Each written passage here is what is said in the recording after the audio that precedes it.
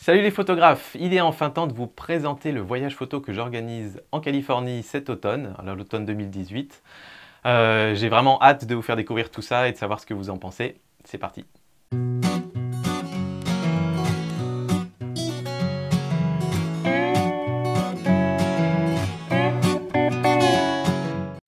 Alors tout d'abord, je voudrais revenir sur le prix, j'en ai parlé déjà dans la vidéo précédente. Le prix c'est cher, c'est 4 390 € hors vol. Aujourd'hui les vols c'est 400-500 € à peu près pour un Paris-Los Angeles. Donc vous en sortez pour moins de 5 000 €, sachant qu'il n'y a aucune dépense sur place, vu que tous les restaurants sont pris en compte, les nuits, les transports, voilà, tout est pris en charge là-bas. Donc vous avez quand même un budget en dessous de 5 000 € normalement. Mais c'est une grosse somme et je sais bien que tout le monde ne peut pas se le payer. Et j'attends pas de toute façon, je savais en organisant un voyage photo, c'est les prix normaux hein, de toute façon, je savais en organisant un voyage photo, en particulier aux États-Unis où les hébergements coûtent cher, les restos coûtent cher, etc., que ce ne serait pas pour tout le monde. Mais voilà, j'espère vous faire voyager un petit peu quand même dans cette vidéo, même pour ceux qui n'auront pas la chance de pouvoir y participer. Et donc bah, c'est parti, on va parler un petit peu de l'itinéraire. Alors déjà j'ai choisi cette saison-là, l'automne, pour plusieurs raisons. Il fait encore assez chaud en Californie, donc on aura des jours chauds genre à Los Angeles, à Las Vegas à la fin du voyage, on aura des jours où il pourra faire entre 30 et 35 degrés. Et à côté de ça, quand on sera dans les montagnes, on n'aura pas encore de la neige jusqu'au cou, et donc il ne fera pas trop froid dans les montagnes. Donc c'est vraiment le bon dosage entre les deux, on va dire. Et puis surtout, on a des couleurs incroyables à cette saison-là. Alors, bref, vous verrez surtout l'itinéraire, en fait, l'automne c'est vraiment une bonne saison parce qu'il n'y a plus trop de touristes. Sur la côte, par exemple, on a beaucoup moins de chances d'avoir du brouillard que si on y allait en plein été. Quand on est vers les montagnes, on a les arbres qui ont leur couleur d'automne avec des feuilles jaunes, oranges, enfin c'est magnifique. Donc voilà, moi c'est une saison que j'aime vraiment énormément pour la Californie. Je pense que c'était le bon moment. C'est ce que j'ai imposé à l'agence de voyage. J'aurais dit, ben, moi je veux le faire en automne, si possible entre fin décembre et mi-octobre, parce que je sais que c'est le moment où les arbres sont les plus beaux. Donc voilà, c'est parti. Premier jour, arrivé à Los Angeles, alors il faudra regarder avec les vols, mais l'idée c'est que sur les 2 jours qu'on passe à Los Angeles, on dorme à Westwood, qui est en fait le petit quartier étudiant qui est à côté de UCLA, donc l'université de Los Angeles. Et c'est le quartier où moi j'ai habité pendant 3 ans, qui est absolument génial. Alors en termes d'endroits, vous êtes si vous voulez entre Bel Air, Beverly Hills et Santa Monica, donc c'est bien chic, mais c'est à peu près le seul quartier piéton où on peut se balader dans Los Angeles, tout le reste étant vraiment une ville pour les bagnoles. Et c'est génial, il y a plein de petits restos partout, il y a de la vie, enfin voilà, j'aime beaucoup ce quartier, donc j'aimerais vous le faire découvrir, qu'on aille dans des petits restos que je connais là-bas. Donc voilà, ça c'est les nuits qu'on passe à Westwood. Et ensuite, la première vraie journée, on va dire, l'idée c'est d'aller à Downtown Los Angeles. Donc Downtown, c'est le centre-ville qui avait mauvaise réputation pendant pas mal d'années, mais qui aujourd'hui est tout à fait fréquentable. Et en fait, il y a plein de choses super chouettes à aller voir dans Downtown. Et ce qui est bien, c'est que c'est assez compact. Donc en fait, on peut... Alors quand je dis c'est compact, on risque quand même de bien marcher pendant cette journée-là. Mais on peut passer du quartier mexicain au quartier japonais, au quartier chinois dans la même après-midi. Le quartier des affaires aussi, le Walt Disney Concert Hall qui est vraiment une œuvre architecturale qui est magnifique. Enfin voilà, c'est vraiment un beau coin, il y a plein de belles choses à photographier. Donc c'est un truc que j'ai envie de vous faire découvrir aussi.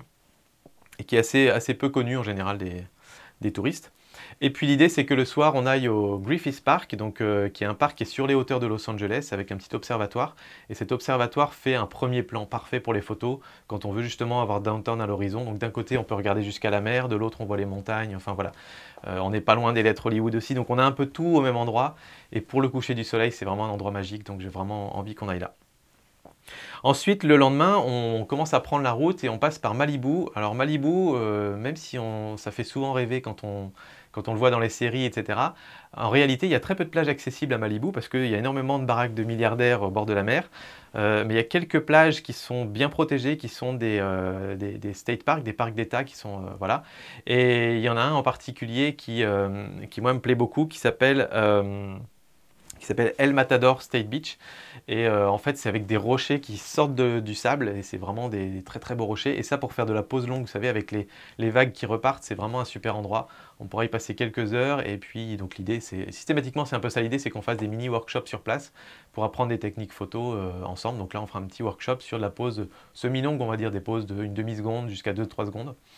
Voilà, et puis ensuite on remonte donc la côte de Californie pour aller vers Morro Bay, où là c'est une très grande plage de sable avec un gros rocher, le Morro Rock, qui est très réputé, et donc se faire des belles photos au coucher du soleil à cet endroit-là.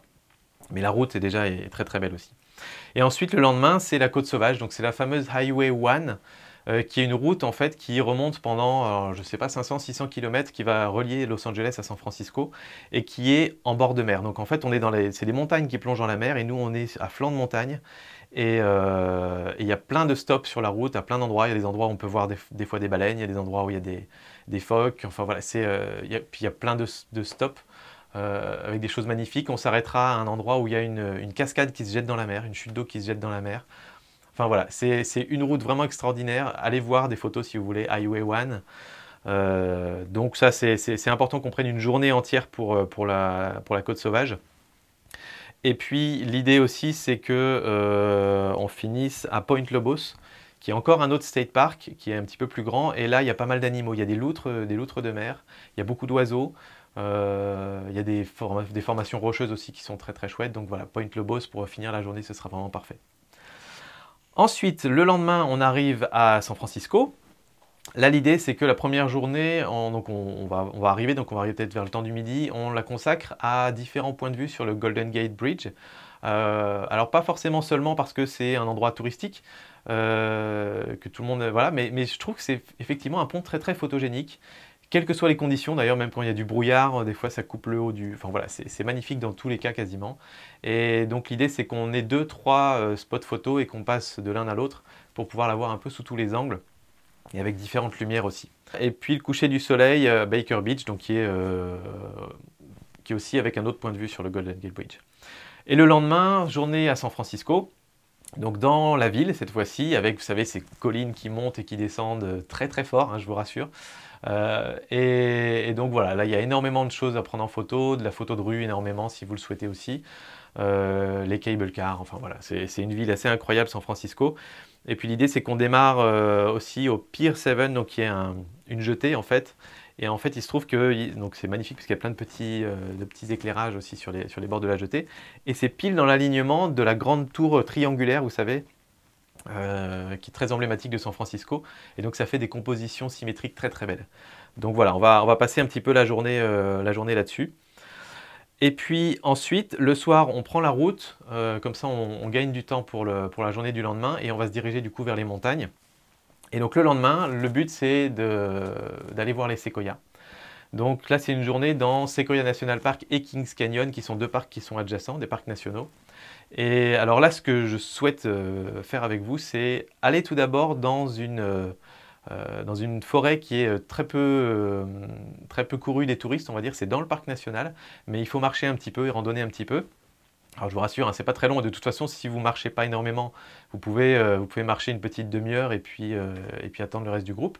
Mais il y a possibilité de marcher jusqu'à 2-3 heures pour ceux qui le souhaitent, même plus, mais on va peut-être pas passer la journée là-bas. Et ce qui est vraiment chouette à cet endroit-là, en fait, c'est qu'on est dans la forêt et de temps en temps on tombe sur un bosquet de séquoias. Donc c'est les séquoias géants, si vous voulez, c'est les plus gros arbres du monde. Et là, ce qui est vraiment sympa, c'est qu'on a l'impression d'être les découvreurs de ces arbres-là, quoi. On se promène normalement et hop, on voit des arbres énormes, on est tout seul là-dedans. Donc c'est une expérience que j'ai envie de vous faire vivre. Donc l'idée c'est d'aller voir cela d'abord, et puis ensuite on ira voir les plus gros, donc le General Grant en particulier, je crois que c'est le deuxième plus gros arbre du monde, mais qui pour le coup lui est dans un endroit un petit peu plus aménagé. Donc là on suit des chemins un petit peu bétonnés avec des barrières, on peut pas s'approcher et toucher l'arbre, mais c'est tellement impressionnant de voir cet arbre que voilà, j'ai envie d'y aller aussi. Mais je voulais quand même que la première approche soit une approche plus nature. Voilà. Et puis ensuite, pour le reste de la journée, on peut aller prendre un pique-nique au bord d'un super beau petit lac dans le Kings Canyon. Et l'après-midi, on va rentrer dans le Kings Canyon. Le Kings Canyon, c'est un canyon qui est vraiment énorme. C'est pas aussi grand que le Grand Canyon, mais pas très loin quand même. Je crois qu'il doit y avoir un différentiel de plus de 1000 mètres entre le haut et le bas. Et c'est un endroit qui est assez peu connu, mais qui pourtant est assez photogénique. Et ce qui est assez sympa notamment, c'est qu'on arrive par le haut du canyon. Donc on a des points de vue plongeants vraiment superbes. Et puis ensuite on va rentrer vraiment à l'intérieur, et je sais d'avance qu'avec les arbres On aura des couleurs d'automne vraiment extraordinaires à cet endroit-là. Donc voilà, il y a des endroits où il y a des petits méandres sur la rivière. Pareil, il y a des chutes d'eau. Donc voilà, il y a pas mal de choses qu'on peut aller voir dans le Kings Canyon. Donc voilà, j'ai quelques spots à vous emmener voir à cet endroit-là. Le lendemain, c'est Yosemite. Alors Yosemite, un autre parc emblématique. Là, l'idée, c'est qu'on passe pas forcément trop de temps dans la vallée. La vallée de Yosemite, ça doit être un des endroits les plus touristiques des États-Unis, je veux dire en termes de densité de touristes. Et on n'est pas à la meilleure période de l'année. La meilleure période de l'année pour Yosemite, c'est le printemps quand les cascades sont vraiment énormes. Donc là, évidemment, on aura des beaux arbres et des belles couleurs, mais je vous dis, dans le flot de touristes, c'est moins agréable. Donc là, le but du jeu, c'est qu'on passe à 2 spots photos qui sont très connus des photographes, mais pour des bonnes raisons, parce qu'ils sont vraiment magnifiques. Donc Tunnel View et puis Valley View. Donc on va faire la petite boucle, mais on va probablement pas s'arrêter des heures et des heures à l'intérieur, parce que moi quand je vois un voyage photo nature, j'envisage plutôt un voyage photo où on est loin de la foule. Et là je vous dis, c'est pas forcément la meilleure saison pour profiter de la vallée, donc je préfère privilégier d'autres endroits plus nature. Donc voilà, on va aller faire ces spots photos pour faire des magnifiques photos. Et puis ensuite, l'après-midi, on va prendre la route qui traverse la Sierra Nevada, donc qui passe sur les hauteurs du parc national de Yosemite. Et donc voilà, avec peut-être possibilité qu'il y ait un petit peu de neige là-haut. On va passer devant des lacs magnifiques. Enfin voilà, c'est vraiment un très très bel endroit. Et ensuite, on redescend de l'autre côté. Et là, on redescend du côté désert, c'est-à-dire qu'on arrive vers la vallée de la mort. Et de l'autre côté, vous verrez, c'est plus du tout la même végétation, c'est plus du tout la même météo. Et on va arriver donc au Mono Lake, qui est un petit lac qui a une histoire, je vous raconterai aussi quand on sera là-bas, parce qu'il y a une histoire très intéressante qui est liée à la ville de Los Angeles, qui est à 700 km de là. Mais voilà, bref, c'est un lac qui est très très salé et qui a des formations de sel et de calcaire qui se sont formées au fur et à mesure des millénaires. Et quand le niveau du lac a baissé, à cause de Los Angeles notamment, ces formations ont émergé de l'eau en fait, et du coup ça fait des photos vraiment extraordinaires. Et donc on va arriver à cet endroit-là pour le coucher du soleil ce jour-là. Et on pourra faire du coup des belles photos au coucher du soleil, au lever de lune, enfin voilà, c'est un endroit vraiment très très très beau pour ça, avec des belles couleurs, voilà. On a beaucoup de chance, une fois qu'on est de ce côté-là de la Sierra Nevada, on a quasiment toutes les chances que le ciel soit au grand bleu tout le temps. Parce qu'en fait les nuages sont arrêtés par la Sierra Nevada. Donc voilà, le lendemain, on va le matin à Bodie, qui est une ville, on peut appeler ça ville fantôme. C'était je crois, au début des années 1900, une des plus grosses villes des États-Unis. Je crois qu'il y a plus de 100 000 habitants à ce moment-là dans cette ville. Je revérifierai tous les chiffres quand je vous les donnerai, mais on est à peu près dans cet ordre-là. C'était vraiment une ville de la ruée vers l'or, une ville champignon qui a poussé comme ça très très vite parce qu'il y avait des mines. Et quelques dizaines d'années après, elle a été vidée complètement parce que la mine était épuisée. Et en fait, ils ont décidé de garder cette ville dans un état de conservation. Ce qui veut dire qu'en fait, ils ont tout laissé en plan, tel qu'ils les ont trouvés. Les personnes qui sont arrivées dans cette ville, voilà, ont tout laissé en plan. Donc on voit encore ce qui est écrit sur le tableau à l'école. On voit encore, voilà, tout est installé dans les maisons comme c'était avant. C'est vraiment très bizarre. On a l'impression que la ville s'est arrêtée hier, quoi. Et donc, ils ne retapent pas les maisons, ils font juste en sorte de les maintenir. C'est-à-dire que s'il y a une maison qui commence à s'écrouler, ils vont réparer juste pour que ça tienne, quoi. Et donc c'est vraiment une ville qui est assez étrange et ça fait très bizarre de se balader dedans. Et il y a plein d'opportunités photos aussi. Donc voilà, j'ai envie de vous emmener découvrir cette ville-là. Et ensuite l'après-midi, on retourne au Mono Lake et on va aller voir d'autres spots. Et le soir, on retourne au spot où on est allé la veille pour faire d'autres compositions parce qu'il y a des dizaines de compositions possibles à cet endroit-là. Et donc là aussi, voilà, avec la lumière de la pleine lune, ce sera vraiment splendide.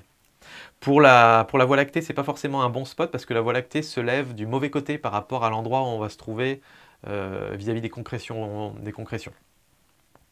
Ensuite, le lendemain, on attaque la vallée de la mort, donc Death Valley. La vallée de la mort, c'est un endroit très très particulier qui, si on le parcourt très rapidement en voiture, enfin rapidement, c'est grand comme la Corse, hein, la vallée de la mort, donc c'est immense. Mais si on le parcourt rapidement en faisant juste quelques spots, je trouve qu'on ne profite pas vraiment du lieu, parce que c'est vraiment un endroit très très magique, mais qui se mérite. Il faut vraiment aller en profondeur dans la vallée de la mort. Et donc là, l'idée, c'est que pour ces 2 jours dans la vallée de la mort, on va louer des 4x4 Donc on se séparer en deux, mais on se suivra tout le temps. Parce qu'il y a plein d'endroits qui sont accessibles que par des chemins bien cabossés. Et du coup, on va aller vraiment dans des coins où il n'y aura personne, on sera vraiment tout seul. Et donc là, la première journée, le but c'est d'aller vers Racetrack Playa.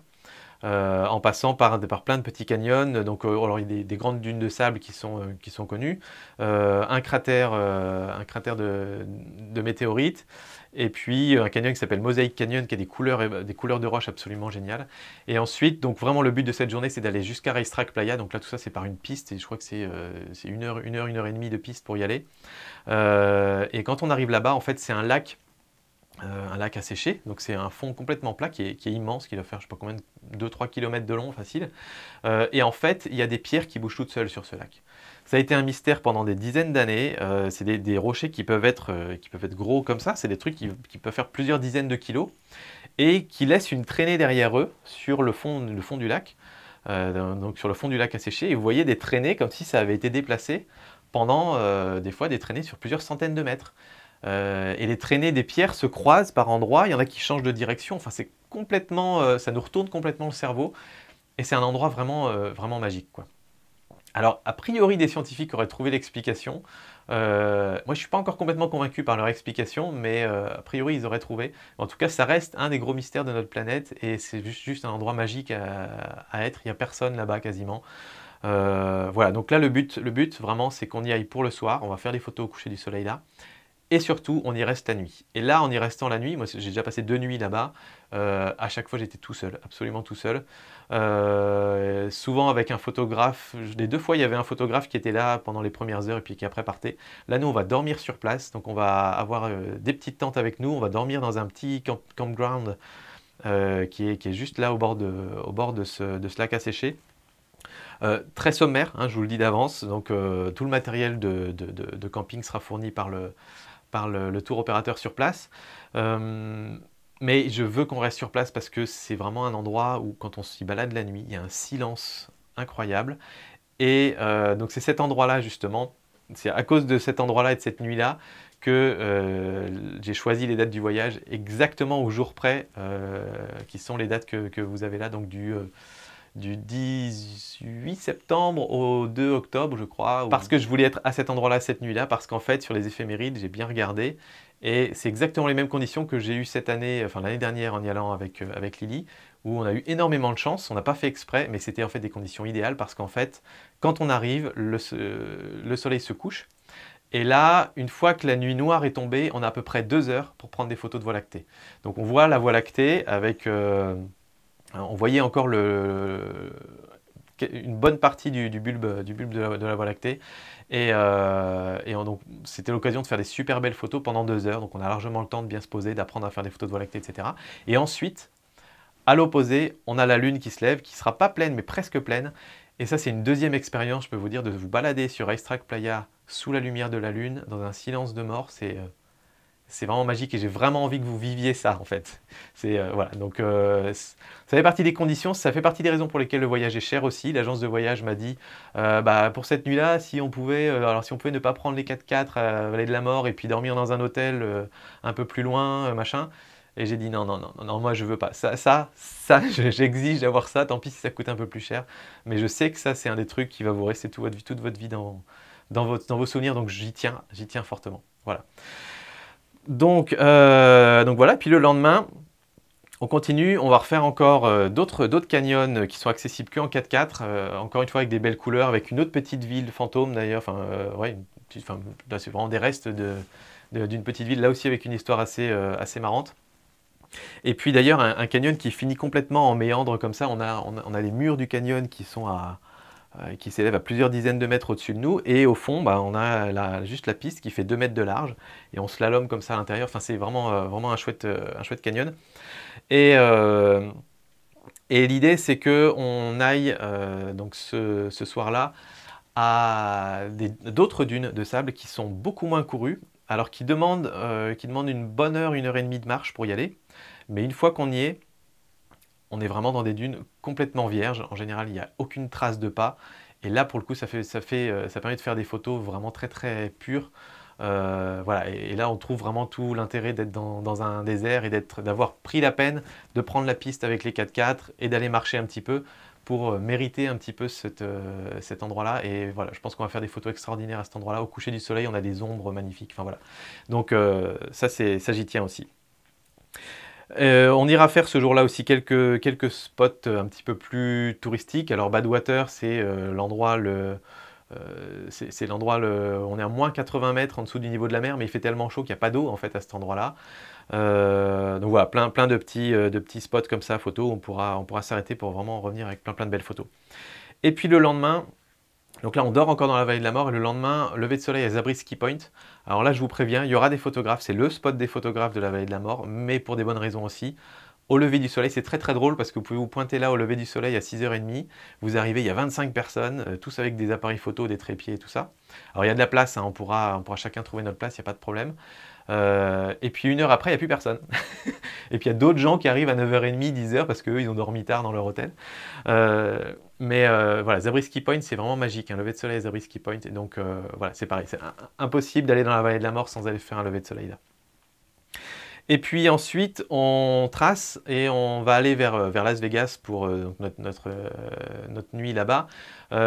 Sachant que pour la soirée, moi j'aimerais vous emmener à Valley of Fire, qui est un state park qui est en dehors de Las Vegas, qui a des roches orange foncé, voire presque rouge. Et au coucher du soleil, c'est vraiment magnifique aussi. Donc j'ai envie qu'on aille faire quelques photos aussi là-bas, commencer à toucher un petit peu ces fameuses roches rouges très typiques du plateau de l'Utah. Donc voilà, faire un tour dans Valley of Fire et ensuite on arrive à Las Vegas. Ceux qui veulent peuvent aller se balader dans les casinos ou autres. Je sais moi d'expérience que quand on a fait tout un tour photo dans la nature, ça fait très bizarre d'arriver à Las Vegas. Mais voilà, si vous voulez, vous pourrez complètement profiter de cette ville complètement folle. Si vous n'avez pas envie, on est dans un hôtel qui n'est pas un casino, donc vous rentrez, vous allez directement dans votre chambre, ou bien on se retrouve, on discute, on mange un morceau, on retouche des photos ensemble, enfin voilà. J'ai vraiment cette idée-là quand même que pendant ce voyage, on échange et on partage en permanence, y compris pendant les temps où on va manger. D'ailleurs, tous les restos où on va aller, pour la plupart, je les ai déjà testés, j'ai déjà essayé, donc je vous emmène dans des bons petits restos. Les hôtels, il y en a une bonne partie que j'ai validé aussi par moi-même. Donc voilà, je sais où on met les pieds, je sais que ça va être un super voyage. Et je pense que le soir, si jamais il y en a qui sont un petit peu motivés, on peut même envisager de faire quelques petites retouches photos. Voilà, faire des sortes de petits workshops Lightroom si vous voulez. Et donc voilà, ensuite le lendemain, on reprend la route pour aller vers Los Angeles. Et là, on termine du coup avec une dernière nuit à Santa Monica, donc là en bord de mer, où là vous aurez la plage, le fameux pier de Santa Monica avec le petit parc d'attractions dessus, les cabanes de sauveteurs, enfin voilà, les fameuses cabanes de Californie. Donc on finit un peu sur l'image de carte postale. Pour reprendre l'avion le lendemain et repartir. On a aussi Venice qui est dans le coin, donc Venice Beach qui est très sympa, un peu roots, et les canaux de Venise avec pas mal de petites maisons un peu chicos aussi. Voilà, et comme je vous dis, on finit au coucher du soleil avec les cabanes de sauveteurs.